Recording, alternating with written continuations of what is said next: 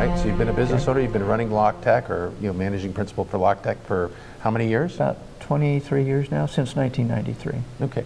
So let's share a couple. Let's switch hats. You want to switch hats? Yeah. Okay. So now you're going to be a business owner? I'm a business owner. Right. I've been a locksmith, but now I'm a business owner. Okay.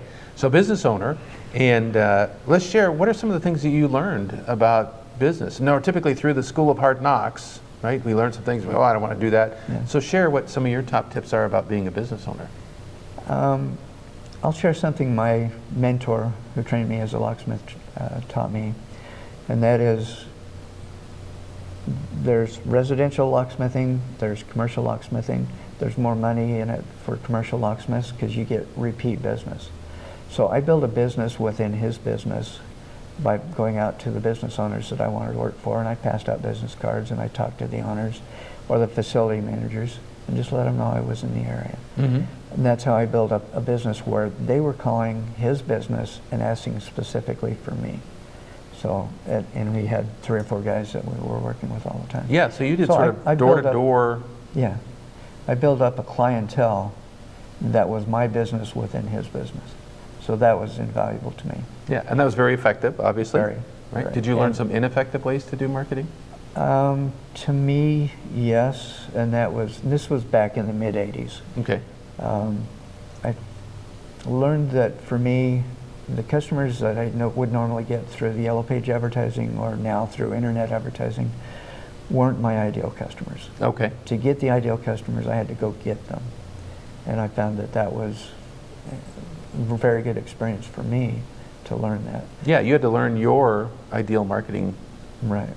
And who I techniques. really wanted to work for, or the types of customers I wanted to work for. And I really like to eat, and I really like to see movies. Yeah, and you like to keep a roof over your head. Whenever I went out to eat, I would talk to the manager and give them my information, give them something, a way for them to find me. Uh-huh. And that's how I build up the clientele. So while I'm already out doing something or shopping or seeing a movie or whatever, that's when I'm out passing business cards out at the same time. And or other things, other ways for them to recognize and be able to call me when they need me. Right, so this is So a this clear... is one of my marketing tools, and I get a lot of referrals from leaving something behind, especially realtors. I still like to do residential work, Uh-huh. but I don't market to the residential market like anybody other locksmiths do.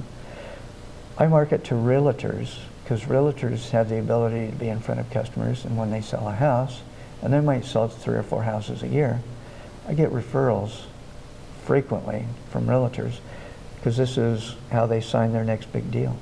Right, and the big pen, very obvious. Yeah. It's got your information on it, and it's memorable, right? Yeah. So it's hard to forget. It's easier to this find thing. than a business card. By far. So this will be easy for me to find. Yeah. All right. So let's talk about some of the other things you learned about being a business owner. You were talking about something about motivation. Yes, you can't sit there and wait for the phone to ring. Doesn't matter what type of advertising you're doing. If the phones aren't ringing and you're just sitting there, you're wasting your time.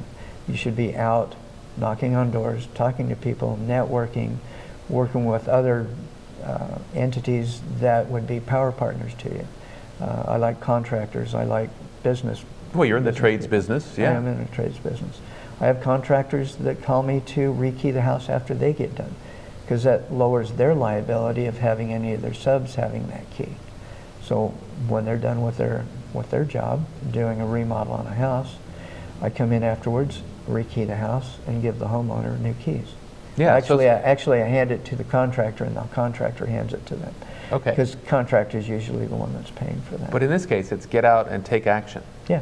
But your first statement was understand your target market, understand who you want to talk to. Exactly. Right? Who's the ideal client for you, and then get out and take action. Right. And you can try a lot of different things, and that's fine, right? But you keep driving to find the ones that give you the best set of Absolutely. results. And you're always having to replace customers, because managers will leave, managers will get fired, and new owners will come in, so you're always having to get new customers.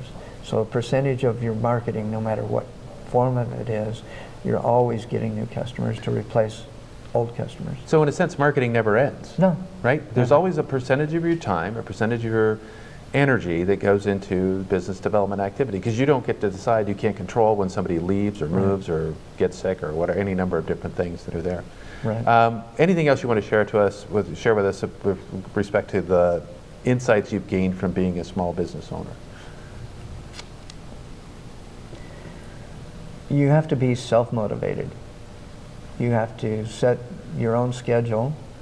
And for me, I like to be out of the house by 9 o'clock, unless I'm going to a networking or marketing meeting. And then I'm usually up around 5:30 or 6 to Earlier. get ready to go meet with them. They usually start around 7 for the ones that I like to go to. I would rather pay myself to go eat breakfast with a group of people that are also business-minded people than pay $3,000 or $4,000 a month to Yellow Pages to get me leads. Yeah. Because those leads are going to be blind leads, or the internet. They're not customers that you know. When I'm having lunch or dinner or breakfast with somebody that I'm working with or seeing on a weekly basis or a monthly basis, and they send me a lead, that's a warm lead.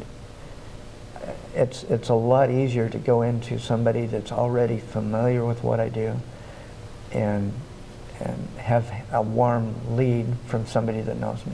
Well, you're talking about self-motivation, self-discipline. Now, to go out and do the marketing and to get up and do that, right? But you've got to do everything because you're the guy. You're wearing many hats. As an expert, so as somebody's 30 years, 23 years running your own business, you're also starting to say, hey, let's turn the corner and see what's next, right? Right. And I know that you've got this speaking opportunity, right, where you could help and share and talk about your experiences and give back to the community, and that's a really important component. And then I also know that you are working to build some products and services that would allow people that you don't get the chance to talk to, right? They don't get the chance to see you or shake your hand and hear you speak, where they could get some of this knowledge and experience. Because, you know, locks, the kind of things that you do are, you know, it's a worldwide type thing. Everywhere in the world you go. So the thing I like about the internet, I like video and this kind of stuff here, is that you know, there are people in Thailand and, you know, everywhere that are going to watch this, and you I hadn't thought about that. you can share this with everybody. And as you build your products and your services, you know, they might be interested in this kind of stuff. Everybody around the world, home invasion protection, that's an important component, right?